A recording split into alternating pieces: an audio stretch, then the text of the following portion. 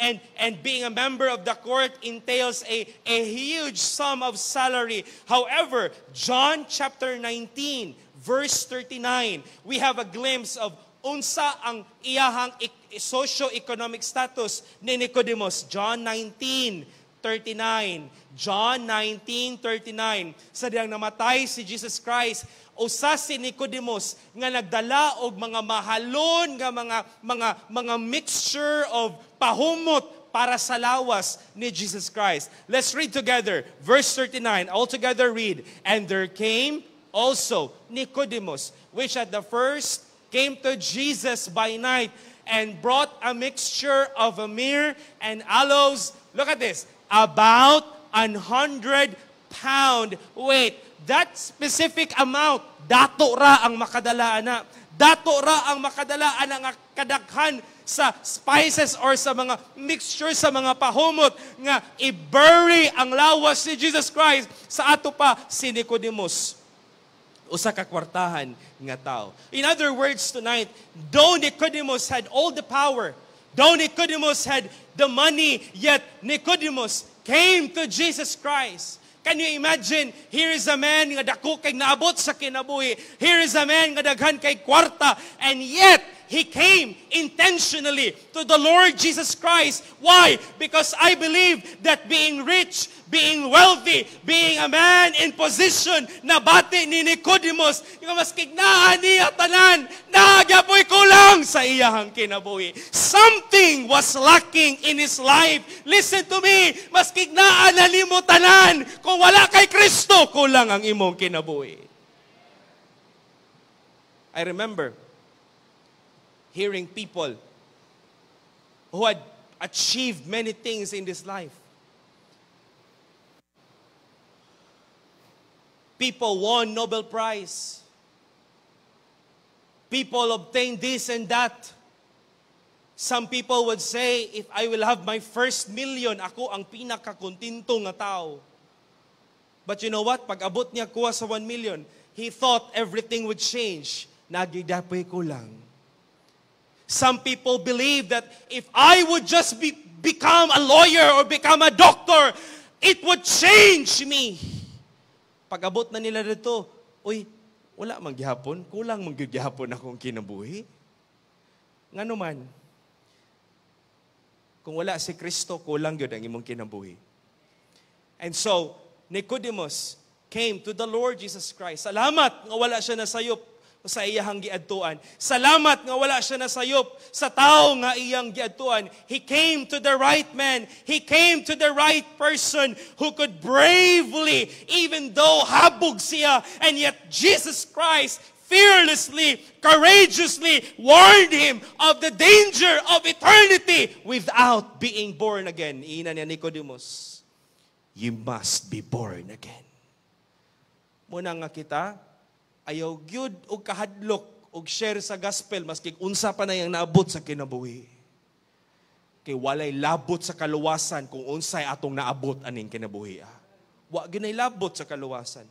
Be brave, be courageous in sharing the gospel because the danger of eternity is at hand. The danger of condemnation, the danger of hell, the danger of not being born again. As I've said, being born again is a very serious matter. The Bible says in John chapter 3 verse 16, for God so loved the world that he gave his only begotten Son, that whosoever believeth in him should not perish but have everlasting life. Verse 17, for God sent not his Son into the world to condemn the world, but that the world through him might be saved. Look at verse 18. I want you to notice verse 18. Ingon ang Bible. Verse 18, look at this. Ingon ang Bible. Let's read together. Kana lang, first 2 lines. Ingon ang Bible. He, all together, read. He that believeth on him is not condemned. Usa man ang condemned? Impierno na. Bayad na sa sala. But he that believeth not is condemned. What's the next word? Already. Ang tao nga nag-reject ni Jesus Christ, mga kaigsunan, ani kamatay ana niya, dili na madalag ampo para mahawa sa impierno.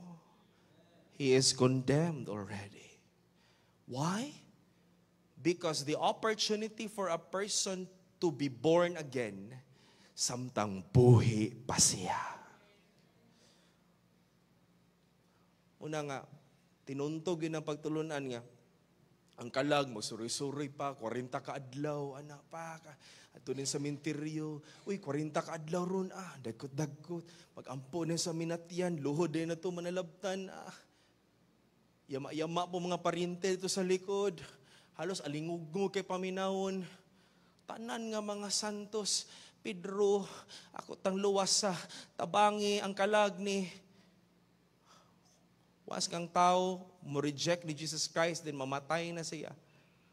Impierno gud siya padulong. That is why, church, God calls us to win souls for the Lord Jesus Christ because of this danger. Wala gyud gatiyaw-tiyaw ang impierno. So, tiyanti ka, diri sa kalibutan, ang tao mo'y nag-ampo sa mga minatay, pero ang tinud-anay nga nag-ampo, tuwa sa impierno. Nag-ampo sila nga ilang mga minahal sa kinabuhi, dili mo adto sa dapit nga ilang giadtuan. Number one, we also see, we see the danger. Number two, we also see the disability. We see the disability or the misconception of the words or the phrase to be born again. The Bible says in verses number 4, in John chapter 3, verses 4, ningon si Jesus Christ, except a man be born again, he cannot see the kingdom of God. And here's what happened. Imagine na membro sa korte, bright, kwartahan, taas og naabot sa kinabuhi, pero wala siya kasabot sa giingon ni Jesus Christ. You know what Nicodemus said? Niingon siya, how can a man be born when he is old? Can he enter the second time into his mother's womb and be born? Did he understand what Jesus Christ said to him? Wala siya kasabot. Ang iyang huna-huna nga mosulod siya sa taguangkan sa inahan, then iluwa siya balik.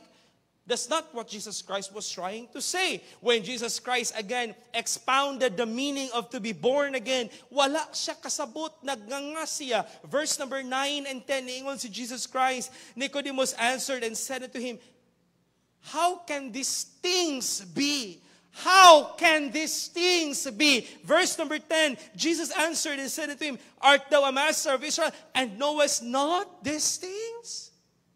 He did not understand. He did not understand the words of the Lord Jesus Christ. Again, he had the highest degree, the noblest job among the Jews, but wala siya nakasabot sa mga spirituhanong butang sa Ginoo. Dili, mga kaigsunan, dili pasabot nga naatay mga degree, naatay mga naabot aning kalibutana atong i-equate sa pagsabot sa mga butang sa Ginoo. You cannot equate your knowledge in this world and all the degrees that you have achieved in this world with the spiritual understanding and insight from the Word of God. That is why daghan kaayong mga tao nga mga tag-as kay mga grado, mga daghan kay naabot sa kinabuhi pero dili mo tuo Ginoo.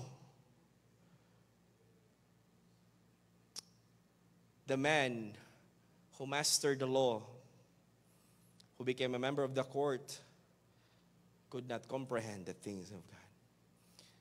Listen to me tonight. Kung nakasabot ka sa mensahe sa kaluwasan, if you understand the simple plan of salvation, dapat malipay ka, be thankful, be joyful, because you are better than the most intelligent professors in the universities. Why? Ang tao lang nga tinuod nga luwas ang makasabot sa mga butang sa Diyos. I remember, doon ay may usa ka maestro, until right now, na siya diya sa Columban. Usa siya sa mga nagtudlo sa law school sa Columban. And I remember, when I was still on my undergrad years, niingon siya nako nga, lisod gyud daw kaayo sabton ang balaod. Balaod was Pilipinas. Lisod kaayo sabton. Pero niingon siya, kabalo mo class, naapay mas lisod sabton nga maglibog gyud ka ang pulong sa Ginoo. Kanang Bible, maglisod jud kog sabot ana. Ug ako nga naglantaw niya, ako'y naluoy niya. Pero di pod maminaw kay arrogante lagi kaayo. Ang tud karon magyapon ka pa sa bar exam. Pero diri sa tuwa, aning magwali, makasabutas pulong sa Ginoo. Maingon tag amen. Amen? By the way, diri rata sa church makaingon og amen. Dili kita maka-amen sa tong eskwelahan, di ba no? Amen ma'am, padayon ma'am. Munang diri sa church, kung nakasabot ka sa espirituhan ng butang, amen! Mura magway pa ni hapon, oy. Amen! Pulahan ka kung nakasabot ka sa pulong sa Ginoo. Because here is a man. He had all the knowledge in this world. Bright siya. Pero sa kalibutan rakutob. Salamat. Nga dili basihan kung unsa imong naabot sa kinabuhi aning kalibutan sa imong pagsabot sa pulong sa Dios. He misunderstood the concept of salvation. And this is true with many people.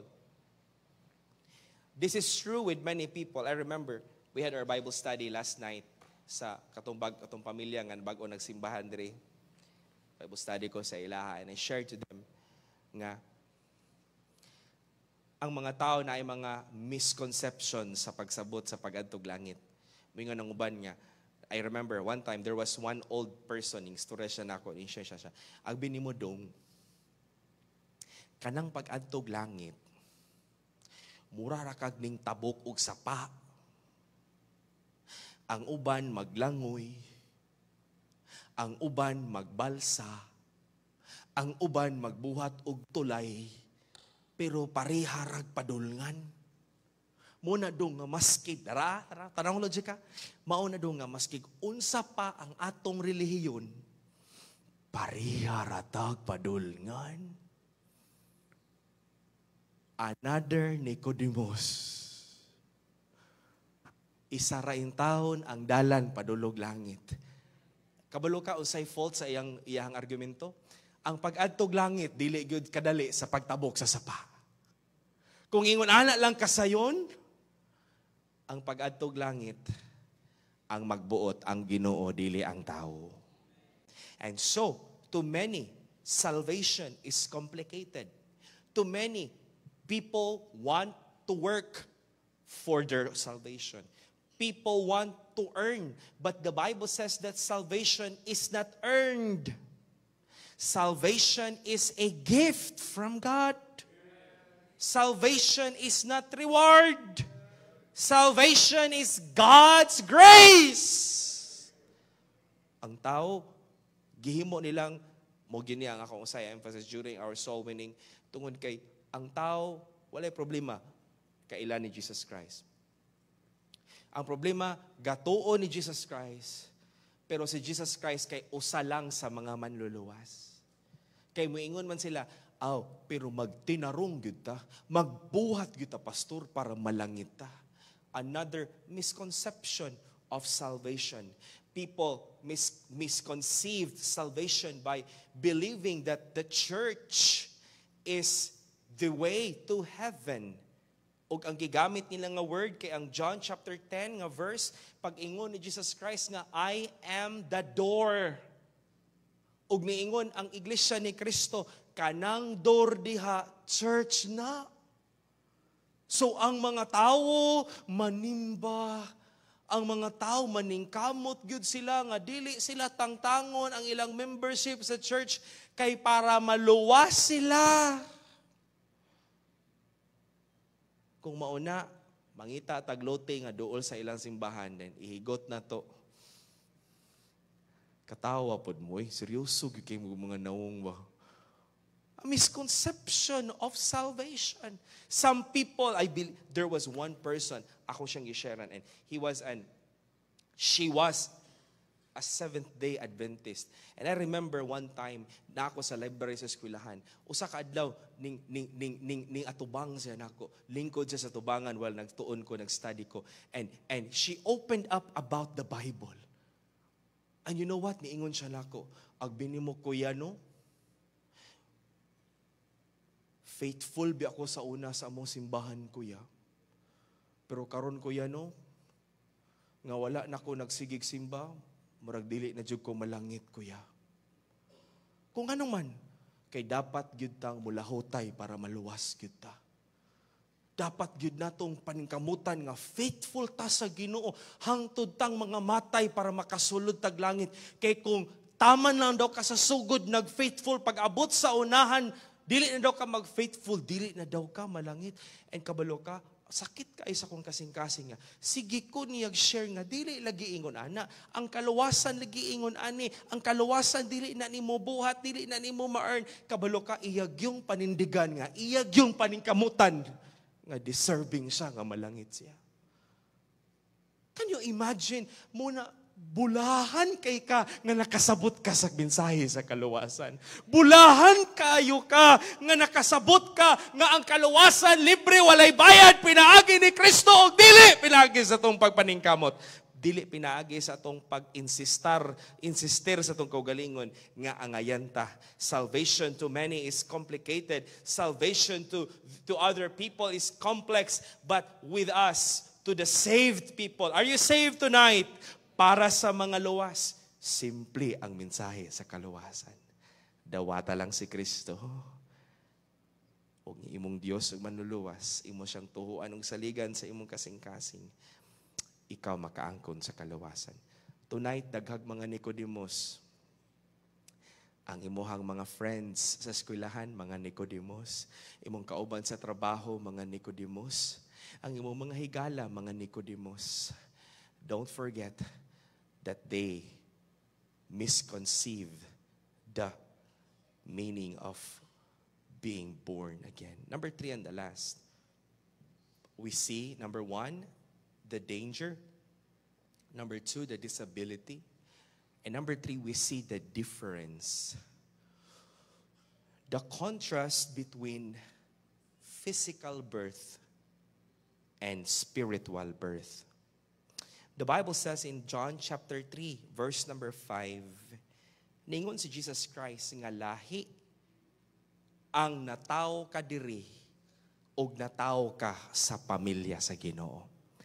Lahi nga gipanganak ka diri nga naa kay certificate gikan sa ospital og lahi pod ang gipanganak ka sa pamilya sa Ginoo nga gipadal-an ka og bala ang espiritu.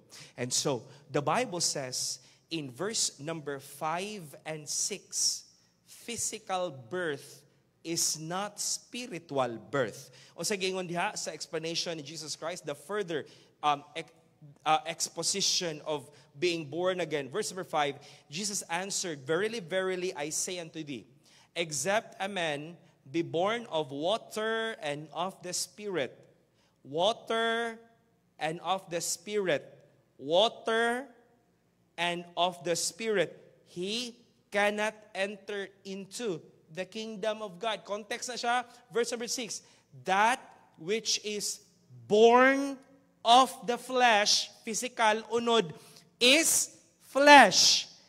And that which is born of the Spirit," capital S, Holy Spirit, "is spirit." Listen to me. Si Jesus Christ, iyang gi-explain kang Nicodemos nga ang imong bloodline, ang imuhang ancestral family, your family background, your bloodline has nothing to do with salvation. Why? Because physical birth is not spiritual birth. They are two completely different things. In other words, tonight, ako nga anak sa pastor, dili pasabot nga automatic nga luwas ko kay ang akong papa pastor. Dili pasabot nga ikaw ginikanan, luwas ka karon, you are serving the Lord, ang imong anak automatic nang luwas. No! Our physical birth has nothing to do with our salvation.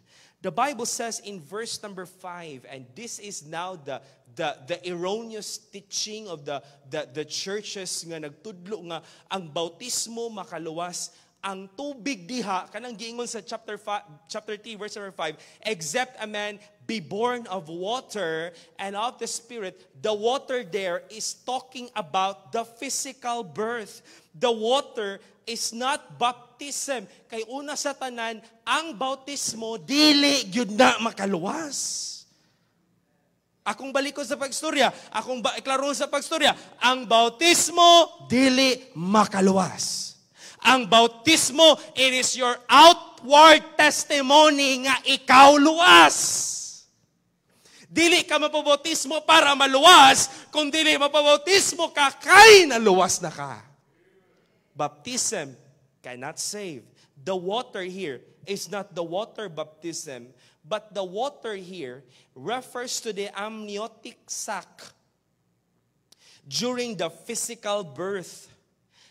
Amniotic sac is the fluid-filled sac. It's a water sac. Water in a sac that contains and protects a fetus in the womb.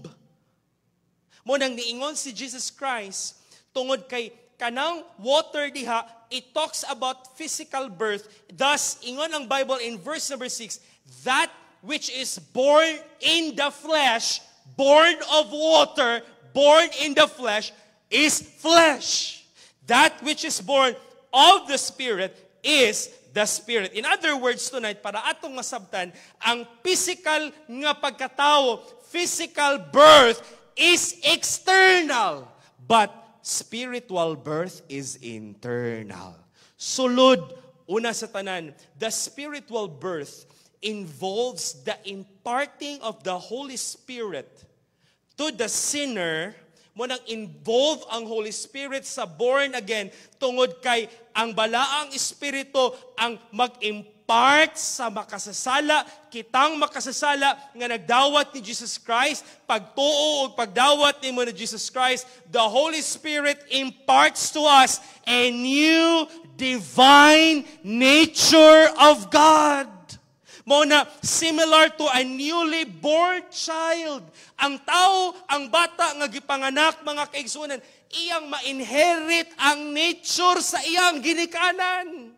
Ang color sa mata, ang color sa buhok, ang shape sa ilong. Mobito na kung ang imong anak, dili liwat nimo, murag lisod pod, no? Kuya, og naliwat sa silingan, so siha, basin dili ikaw ang ginikanan. Kay mo reflect ang anak sa iyang ginikanan. Am I correct? Say amen. Ang abilidad, ang pagkasaputon, di ba no? Ang pagkatabian, those things are factors na appeal ang ginikanan. Ma-inherit niya ang nature sa iyahang ginikanan. It's also the same thing. Kung ang tao nga makasasala, matao siya pag-usab, ingon ang Bible, tigaan ta sa Ginoo og bag-o nga nature nga gikan sa Ginoo. Mo na nga ang tao nga makasasala nga wala nagtagad sa espirituhanong butang, pagkaluwas niya mangita ng church, mag-start nagbasag Bible, uwawon na sa pulong sa Ginoo, mag-start na siya pray, mag-start na siya share sa gospel tracts. Una sa tanan, ingon ng Bible, 2 Peter chapter 1, verse 4. 2 Peter chapter 1, verse number 4, the Bible says, 2 Peter chapter 1, verse number 4, ingon ang pulong sa Ginoo. Here we go, verse number 4, whereby are given unto us exceeding great and precious promises, that by this ye might be partakers of the divine or godly divine nature, having escaped the corruption that is in the world through lust. We become partakers of the divine nature of God. Muna mga kaigsunan nga ang nature mo determina sa ato ang mga appetite nato, which explains why a Christian now has the appetite for the things of God. Nganong naamang ka diri mo ma-explain. Nganong ganahan man ko musimba. Nganong ganahan man ko sa pulong sa Ginoo. Nganong ganahan man ko. Nganong ma-bless man ko. Sa una ako naman ang yaga-yagaan ang Biblia. Nganong karon taas na kay kong paglantaw sa pulong sa Ginoo. Why? Because you are born again. Munang ang tao nga tinud-anay nga naluwas, makita gani mo na siyang kinabuhi. Giunsa niya pagtratar ang mga butang sa Ginoo. Kaya nga naman, ang tao nga wala tinud-anay naluwas, para niya binuang ang mga butang sa Ginoo. He has no desire to go back to the foul things of this world. Nga naman, kay naa naman siya tinguha sa mga langit nun nga mga butang sa Ginoo. 1 Peter chapter 2, verses 2 to 3. 1 Peter chapter 2, verses 2 to 3. As newborn babes, desire the sincere milk of the word, that ye may grow thereby, if so be ye have tasted that the Lord is gracious. Wala na kay gana nga mobalik sa imong daan nga kinabuhi. Napa ba kay ganahan pa ba ka magpalahubog? Ganahan pa ka magsigarilyo, ganahan pa ka mamayi, ganahan pa ka magsugal. Ang divine nature sa Ginoo nga gibutang niya mao nay gamiton sa Ginoo para maginahinay og usab ang imuhang mga panglasa sa kinabuhi. Can I hear an amen? Ug salamat nga. Daghan nato diri. Bati gyud kay kagahapon. Kanang imong tapad siguro karon nindot kay sanida. Pero wa ka kabalo, wa pa na born again, mubo kay nag-shorts. Wa ka kahibalo sa una, kanang baabaan na, kusog kay na mamalikas. Pero karon nga luwas na, gibag-o sa Ginoo. Ug hangtod karon napagay gamay nga bag-o nun. Napay mga nabilin. Muna nga magpadayon tag simba, magpadayon tag discipleship kay para magpadayon ang Ginoo nga magapamuhat sa ato mga kinabuhi. 2 Peter chapter 2 verse 20 to 22. 2 Peter chapter 2 verse 20 to 22. Ingon ang Bible, if after they that have escaped the pollutions of the world through the knowledge of the Lord and Savior Jesus Christ, they are again entangled therein and overcome, the latter end is worse with them than at the beginning. For it had been better for them not to have known the way of righteousness than after they have known it, to turn from the holy commandment delivered unto them. Muna nga, ang tao nga mag-backslide, dili gid na siya tinuod nga malipayon. Say amen. Di gina tinuod malipayon. Kanang mag-backslide ka, kanang di na ka magsimba, balik na ka sa imong daan kinabuhi, mo inom na ka, mo sigarilyo na ka, wali kasi mo dili jud ka malipayon. Kabalo kang ano? Una sa tanan, kay tinuod kang luwas. Dili gud nimo mabakakan ang balaang espiritu nga gisilyuhan sa Ginoo sa imong kasing-kasing. Ikaduha, dili jud ka malipayon kay nganuman nakatilaw ka sa kanindot nga mag-faithful mga lagad sa Ginoo. Nakatilaw ka. Og sa imuhang pag-faithful sa unang panahon, nakatilaw ka nga nindot ang Ginoo, nindot mga lagad sa Ginoo. Are you enjoying your Christian life? Enjoy ba ang Christian life? Enjoy ang Christian life. Nindot ang Kristohanong kinabuhi. Gihawas ko ta sa Ginoo, gikan sa kapait sa kinabuhi. Gibag-o ka sa Ginoo, gitigaan kag kinabuhi nga gibubuan sa Ginoo og panalangin. And you know nga ang kinabuhi sa una mo to ang pinakapait nga kinabuhi. And now mo balik ka dito. Actually, you are torn apart. You are in the middle. You are not happy. Nganuman kay nasayod ka nga dili na mao ang tinuod nga kinabuhi. Muna nga kakita gani kag tawo nga Kristohanon nga mag-backslide niya, maingon nga, ay, okay kay nako eh. Okay rin yung kay nako ning wala ko'y basa-basa, wala ko'y church. Ay, nindot kay kung kinabuhi. Do not believe. Dili mamakak ang pulong sa Ginoo.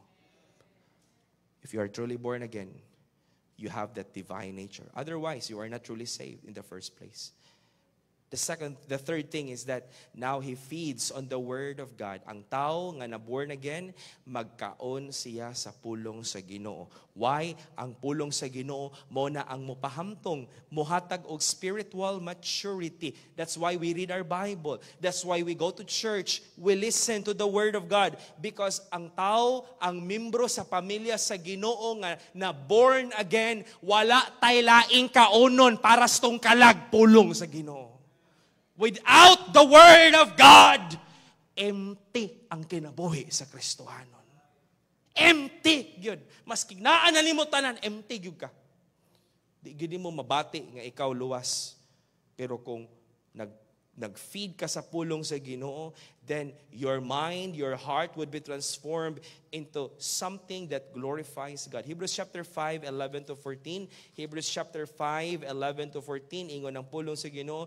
Look at this. Hebrews 5, 11 to 14, ingon ng Bible, of whom we have many things to say and hard to be uttered, seeing you are dull of hearing. For when for the time ye ought to be teachers, ye have need that one teach you again, which be the first principles of the oracles of God, and are become such as have need of milk, and need that of strong meat. For everyone that useth milk is unskillful in the word of righteousness, for he is a babe, but strong meat belongeth to them that are of full age. The Bible is like a diet sa kinabuhing Kristohanon. Ang kinabuhing Kristohanon, ang bagong naluwas, kinahanglan og gatas. So, ang pagpakaon sa pastor, ang pag-feed sa pulong sa Ginoo, it's indifferent in variety, na ay soft, na apoy hard. There are times that the pastor needs to preach hard because the people needs meat. Hello? There are times nga sakit ang wali. There are times nga humok sad kaunon nganuman kay para ang tanan makakaon sa ilahang mga kalag. Are you glad we have a church? Are you glad we have Sunday school teacher? Are you glad that we have preachers in the church? Salamat sa Ginoo nga gigamit sila para magkakaon ang atong mga kalag sa pulong sa Ginoo. That spiritual birth, imparting of the Holy Spirit to the sinner with a new divine nature of God. The second thing is the spiritual birth involves the imparting of the sinner with a new life. The new life. And what do we call that life? That new life nga gihatag sa Ginoo nato, that is no other than eternal life. Bitigaan ta sa Ginoo o kinabuhing walay katapusan. When we talk about birth, birth is talking about life. That's life.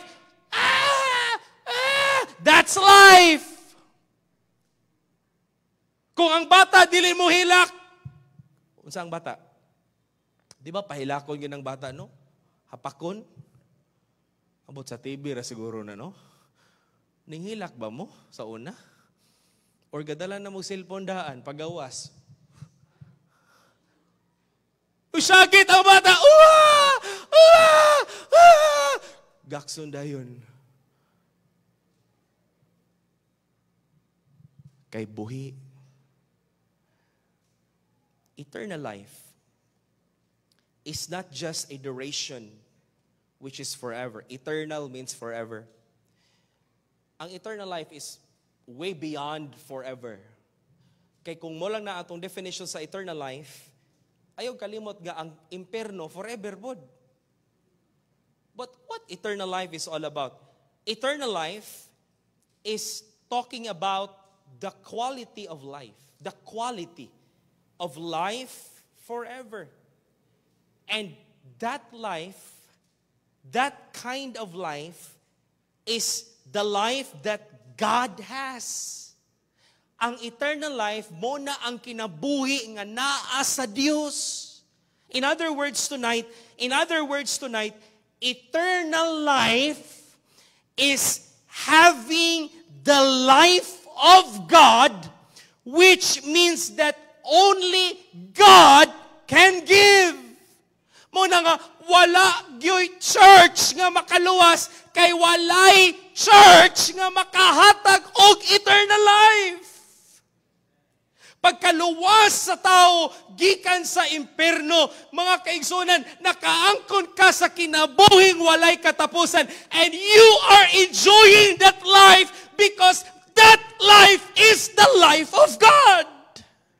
Kinabuhi na sa Ginoo.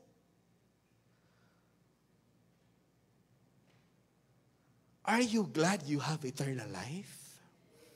Ang eternal life, dili na magsugod ani kamatay nimo. Ang eternal life, magsugod na karon nga buhi pa ka. Nagsugod kag enjoy sa kinabuhi, kuyog sa Ginoo. It involves life, called eternal life. And lastly, spiritual birth involves adoption into the family of God. John 3:5 says, except a man be born, what's the next word? Be born again. The word again is in Greek word anothen, A-N-O-T-H-E-N. And anothen means from above. In other words, ang pagborn again is to become a member of the family of God. Are you saved tonight? You are a member of the family of God. That's why, diri sa simbahan, ang tawaganay na to, brother and sister. Brad, sis, kuya, ate, nga naman, kay mga anak ta sa Ginoo. Mo bitaw nang dili ta mag-away kay mga anak ta sa Ginoo. Dili ta magdinautay kay mga anak ta sa Ginoo. Mura wa may nag-amen oy, ganahan gid mo magdinautay gyud ta diri. Ganahan gid mo nga mag-away-away gyud ta. Kabalo ka, samok kay ang pamilya ko mag-away-away sa sulod sa pamilya. Am I right? Samok kaayo. Munang diri sa church, atong paningkamutan nga maghiusa ta kay isara ta nga pamilya sa Ginoo. When one fails, it's everyone's failure. Kung dunay isa nga nag-uol, kitang tanan, ambot lang ninyo, pero ako mag-uol, yugkog na isa nga mag-uol. Pagkabalo na ko, sa result sa bar exam ni Kinki, wag ko murag nangurog ang akong unod, murag ako kasabot sa akong gibati. Unya ang St. Columban, 100% ang passing rate. Katoliko kayong dako, nagsimbag Dios. Unya ang ilaha, silang tanan ni pasar. Unya ang akong igagaw nga gwapo, buutan, anak sa Diyos. Sakit, uy. Ngano man, ano mo bati man ka? Parihatang mga anak sa Ginoo. Pero kung wala kay gibati, no, abot lang, bas hindi guro kaluwas. Kung wala kay salamat, wala yun nakapasar. Ay, salamat na ospital si brother. Ay, dili ta malipay kung ang isa na to na ay balatian. Kung naagani balatian, hala, nausa kayang gibuhat, no? Usa kayang sala nga gibuhat, no? Ayaw pagsturag ingon ana, magampo ta sa Ginoo. Ginoo ray na sayod, ana. Kita kay magpaginoo, Ginoo ra ba dayon ta? Da ikaw manggod sa una good, nagbackslide manggod ka, wa mo gud kay simba-simba na, wa mo gud kay hatag-hatag. Ayaw. Imbes ang Kristohanon dapat madasig ning samot o ka-discourage. May paymoingon ka, magpray ta.